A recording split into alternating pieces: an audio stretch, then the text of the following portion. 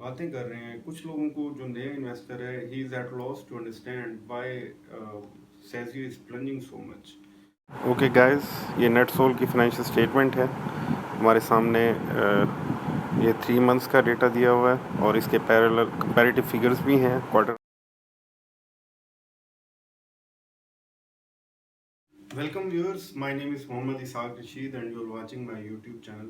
Stock markets around the world have entered into red zone again, and markets around the world have sharply lost points in last 2-3 sessions, and the main reason behind that plunging is obviously oil. But fortunately, today in the second session, oil has started sharply recovering. If you talk about crude oil has now crossed $19 and Brent oil has crossed $26. That is a very good sign. If we talk about performance of stock markets in today's session, Dow has now opened into negative. Hong Kong market opened in 900 points negative. And if we talk about Indian market, the biggest stock market of India, Sensex today lost over 2,000 points. That is a very sharp plunging if you see and compare it with other performers of the zone. But fortunately, Pakistan Stock Exchange did not lose these much points in today's session. It only lost 200 and some points, and that is a very good sign. And one basic factor behind Pakistan stock market stability is statements by the federal government that Pakistan is going to open the smart lockdown, and we are going to open all the industries in phases. और अगर specifically हम Pakistan stock market की बात करें, scripts पे अगर आए ज़रा, तो स्क्रिप्ट्स के हवाले से एक चीज़ ये है कि जो साजगार इंजीनियरिंग है, इस पे बड़ी मारा मारी और बड़ी बहस हो रही है जो इन्वेस्टर्स हैं इनकी तरफ से सोशल मीडिया प्लेटफॉर्म्स पे और दूसरे प्लेटफॉर्म्स पे, कि लोग बड़ी तो उनकी आसानी के लिए I would just delineate the factors. मैं थोड़े थोड़े वजाहत के साथ बयान करूँगा and I hope you guys get it very easily.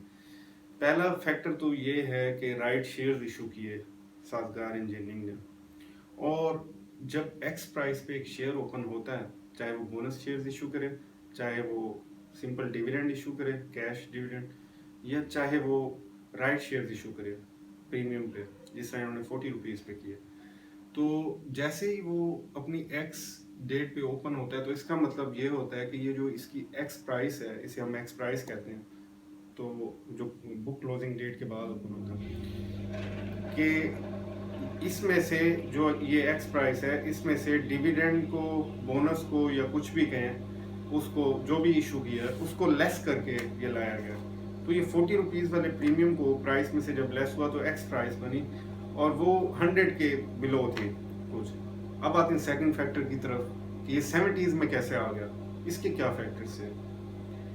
और 70s में अगर आए तो वो मेन चीज़ एक होती है, या दो फैक्टर कह लें, दो फैक्टर होते हैं। पहले ये कि कंपनी के रिजल्ट्स बुरे हैं, जबकि इसके तो क्वार्टर ऑन क्वार्टर बड़े अच्छे रिजल्ट्स आए।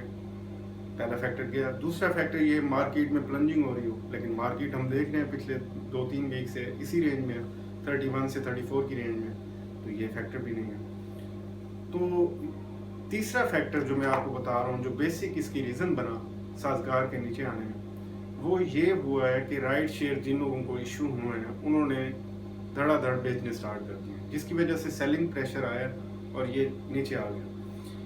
अब जैसे कि आपको पता है, आई अर्ज यू ऑल गाइस कि डू योर ओन रिसर्च। तो अब सवाल आता है कि क्या ये इस रेट पे अट्रैक्टिव है। यस, बाइंग बनती है, बड़ा अट्रैक्टिव है, but try as low as possible and go very slow. Go very slow का, जैसे कि मैंने पहले भी आपको बताया था, गो वेरी स्लो का मतलब ये है, जहां आपने 10,000 शेयर लेने हैं तो डिफरेंट रेट्स पे 2-2, 3-3 हज़ार करके लें, और कैश को ज़रा बचा के रखें, because this is a market, और मार्केट लाजमी नहीं कि आपकी थिंकिंग और आपकी एक्सपेक्टेशन के मुताबिक चले। अदर फैक्टर्स भी बहुत होते हैं, र्यूमर्स भी होती हैं, मार्केट के हालात भी होते हैं। हम नेटवर्क की तरफ, हम नेटवर्क शेयर और FFBL शेयर, ये दो ऐसे शेयर्स हैं that I would like to discuss with you guys today because both have hit upper log today. और कोई अगर हम नेटवर्क की बात करें तो इसके पीछे एक ही फैक्टर है, और ये फैक्टर ये है कि लास्ट क्वार्टर्स में लॉस था, इस क्वार्टर में 0.03 की ईपीएस है। That is not that much good to take it up to upper log. तो फिर क्या रीज़न बनी? रीज़न मुझे जो समझ आ रही है वो यही है कि किसी ब्रोकरेज हाउस ने कोई सिग्नल दिया होगा बाय का, सारे पीछे पड़ गए उसके विदाउट सीइंग एनी फंडामेंटल्स। और फंडामेंटल्स में अभी कोई इतना बड़ा फर्क नहीं आया। अभी इनका हम मार्ट जो है वो प्रॉपर नहीं चला, हम न्यूज़ पे इनके काफ़ी एक्सपेंडिचर्स हो रहे हैं, कैपेक्स जो कैपिटल एक्सपेंडिचर्स होते हैं। तो अभी कहीं से अर्निंग इनकी इतनी अच्छी स्टार्ट नहीं हुई, बस वही हम टीवी से आ रही है जो ड्रामा वाला चैनल है, ये मूवीज से आ रही है कुछ। तो मैंने तो अगर अपना बताऊं, मुझे 2.5 रुपीज़ पे बड़ा लुक्रेटिव और अट्रैक्टिव लगा था। Then I found it at 2.1 and bought some, and then finally I bought last avalanche of shares on 1.9। तो 1.90 पे मैंने लास्ट खरीदा था, उसके बाद मैंने 5.10 पे निकाल दिए सारे। And I am not interested in this script at this rates. मुझे ये 5-6 रुपये का लगता भी नहीं अभी करंट फंडामेंटल्स को अगर माइंड में। तो अगर आपको लगता है तो you can take on your own risk. मुझे नहीं लग रहा, मे बी कल को 10 रुपये भी चला जाए तो फिर आप ये ना सोचते रहें कि मैंने नहीं लिया ये। But do your own research and take responsibility for your own decisions. अब आते हैं FFBL की तरफ। FFBL पे मैंने पहले भी अर्ज की थी, जब ये 14 रुपये से 13 रुपये से नीचे का है तो it's a gold share for you. उसकी रीज़न ये है, इतना बड़ा ग्रुप है फर्टिलाइजर सेक्टर में इतने कम प्राइस पे कि फातिमा से भी आधी प्राइस पे आपको शेयर मिल रहा हो, और इसमें पोटेंशियल फातिमा से भी डबल का हो, तो वो ऐसे कम रेट्स पे मिल रहा हो, तो it was just matter of time कि ये वापस 20 रुपये से ऊपर और 30 रुपये की तरफ वापस जाए। तो आज 17.71 था मे बी इसका अपर लॉग, तो वो इसने टच किया हुआ था, ये ऐसे ऊपर गया, और इसका लोवेस्ट 11 पॉइंट समथिंग था। तो बाइंग बनती थी तब, 13 से नीचे भी बनती थी। अभी देख लें कितना ऊपर जाता है मार्केट में। अगर दोबारा से नेगेटिव ट्रेंड स्टार्ट हुआ तो maybe it would go down again. लेकिन for the very long term ये बड़ा अच्छा शेयर है इस रेट्स पे भी। लेकिन उनकी for the very long term मैं इसलिए कह रहा हूँ कि आप माइंड हो शॉर्ट टर्म का ट्रेडर्स वाला, और ये फिर नीचे जाए, आपने बाय किया और फिर आप शोर मचाना स्टार्ट कर दें, दैट वोंट सूट यू। तो इसके अलावा FFBL को हमने देखा, साजगार इंजीनियरिंग की बाइंग बनती है लेकिन गो वेरी स्लो, और देखें जितना नीचे आपको मिल जाए, अगर 60s में मिल जाए तो फिर तो बात ही सुभान अल्लाह बड़ी अच्छी है। और साजगार इंजीनियरिंग के बारे में ये भी बता दूं कि अगर आप शॉर्ट टर्म इन्वेस्टर हैं फिर आप इसे 100 का रख सकते हैं टारगेट। टाइम थोड़ा ज़्यादा आपको हो सकता है बढ़ाना पड़ जाए क्योंकि मार्केट सेंटिमेंट्स ऐसे हैं। और फेडरल गवर्नमेंट ऑफ पाकिस्तान की तरफ से भी और पूरी दुनिया की ऑलमोस्ट मार्केट्स की तरफ से और गवर्नमेंट्स की तरफ से ये खबरें आना स्टार्ट हो गई हैं कि ऐसा ऐसा लॉकडाउन खुलेगा। अमेरिका में तो प्रॉपर प्रोटेस्ट स्टार्ट हो गई हैं, because we can't live without economic activities. और लोग अब इस बात को डिस्कशन पे ले आए हैं, इवन मेडिकल फील्ड से भी, कि ऐसे तो हो सकता है कि कोरोना की वजह से कुछ लोग मारे जाएं। आप पूरी मार्केट्स बंद करेंगे, पूरे मुल्क बंद करेंगे, तो फिर तो कोई भी नहीं बचेगा और बड़े लॉस होंगे। तो बड़े अच्छे इनिशिएटिव्स ले रही है federal government. Let's hope for the best. और ये था आज का session. If you guys have any query leave it in the comment section. Thank you very much. Quarter और 9 मंथ्स का भी दिया हुआ है, उसकी भी कंपैरेटिव फिगर है कि लास्ट ईयर 9 मंथ में कैसा था और अभी कैसा। सो EPS से अगर स्टार्ट करें, I hope you can see this scroll. तो जो भी मैं फिगर बताऊंगा I will point that to it, तो it will be easier for you.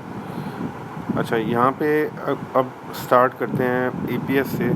सबसे पहले क्वार्टर देखें तो ये जनवरी से मार्च जो 3 मंथ्स हैं, इसमें 2019 में थी 2.03, अभी है 2.24। Fair enough, very good. 9 months का देखें तो यहाँ पे तो बहुत ज़्यादा कमी हुई है। Will see the reason for it too. यहाँ पे आई एम श्योर हम नंबर्स में विल सर्च फॉर दैट। तो अभी चलते हैं 3 मंथ्स से स्टार्ट करते हैं, एक एक फिगर को देखते हैं। रेवेन्यू फ्रॉम कॉन्टैक्ट्स ये कम हुआ है, 1.4 से 1.1 पे आया हुआ है 3 मंथ्स। अभी क्वार्टर देख रहे हैं। कॉस्ट ऑफ रेवेन्यू ये भी थोड़ी सी कम हुई है। जाहिर है जब सेल कम हुई तो ये भी कम हुई। ग्रॉस प्रॉफिट में इसी वजह से काफ़ी फ़र्क पड़ा हुआ है, 561 से 359। सेलिंग एंड ऑपरेटिंग में भी फ़र्क पड़ना था, सेल्स जो कम हुई हैं। एडमिनिस्ट्रेटिव एक्सपेंसेस बढ़े हुए हैं, दैट्स नॉट गुड, क्योंकि सेल्स कम हुई हैं तो ये भी कम होने चाहिए थे, लेकिन ये आलमोस्ट फिक्स्ड होते हैं अभी यहाँ पे, इसलिए शायद बढ़े हुए हैं। अदर इनकम काफ़ी ज़्यादा बढ़ी हुई है, ये अच्छी चीज़ है, जो इनके रेगुलर ऑपरेशंस के अलावा कहीं से इनकम हुई। Companies always have other source of income too, तो ये वहाँ से जो आती है उससे ये अदर इनकम में शो करते हैं। अदर ऑपरेटिंग एक्सपेंसेस जो हैं ये दिखाए हुए हैं इन्होंने, ये बढ़े हुए हैं, ये नहीं बढ़ने चाहिए थे। 95 पे हमें 67 पे थे, क्योंकि सेल्स कम हुई हैं। फाइनेंस कॉस्ट काफ़ी बढ़ी हुई है, ऑलमोस्ट थर्ड के करीब बढ़ी हुई है। 67 थी नेगेटिव में, अभी 95 है। उसकी reason obviously we all know, finance cost was increase when interest rate was increase, so we can afford to overlook this figure, because in next quarters this will be very low, because right now finance cost interest rate is at 9% and we are hoping for a further slash by government. और उसके बाद share of loss of associate, इन्होंने कहीं पे किसी company में invest की हुई थी और वहाँ से इनको लॉस हो गया। पिछली बार कुछ नहीं था, ज़ीरो भी थी, अभी इनका लॉस 8101। तो प्रॉफिट बिफोर टैक्सेशन है वो इस लॉस के बावजूद भी वो as compare to last year same quarter वो बढ़ा हुआ है, दैट्स अ गुड थिंग। तो इसी वजह से अर्निंग पर शेयर भी बढ़ी हुई है। इसके बाद टैक्सेशन है, वो तो सबको पता ही होता है। अब आते हैं असल इनका जो 9 मंथ्स का रिज़ल्ट है। नेट सेल्स कम हुई हैं और कॉस्ट ऑफ सेल्स इतनी कम नहीं हुई, that is the cause of concern for investor, क्योंकि सेल्स जब इतनी कम हुई हैं तो कॉस्ट ऑफ सेल्स भी कम होनी चाहिए थी। इसी वजह से it's showing a huge hit in gross profit कि 1.6 था 1.2 पे आ गया। बिलियंस में देखें तो ये काफ़ी हिट है, काफ़ी बड़ी मार है। अच्छा, इसके बाद ये सेलिंग एंड ऑपरेटिंग एक्सपेंसेस ये भी कम हुए हैं, होने चाहिए थे, सेल कम हुई है। लेकिन ये प्रॉब्लम क्वार्टर में भी आ रही थी, इधर भी आ रही है कि इनके जो एडमिनिस्ट्रेटिव एक्सपेंसेस हैं ये काफ़ी बढ़े हुए हैं। तो इसी वजह से ये आलमोस्ट हाफ़ हो गई है इनकी जो ग्रॉस प्रॉफिट, ये ऑपरेटिंग प्रॉफिट है जो ये हाफ़ हुआ है। इसके बाद अदर इनकम है। अदर इनकम को अगर हम यहाँ पे देखें तो ये भी कम हुई है, 391 से 366।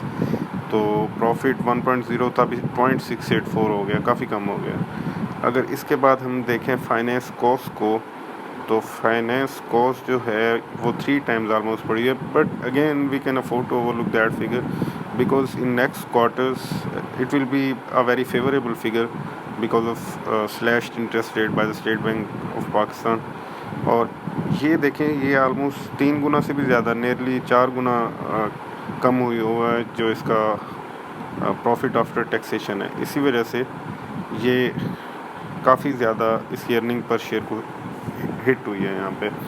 तो अब इस फिगर के बारे में अगर तबसरा करें, ये ओवरऑल हमने जो देखी है, तो इट इज़ नॉट अ रोज़ी पिक्चर।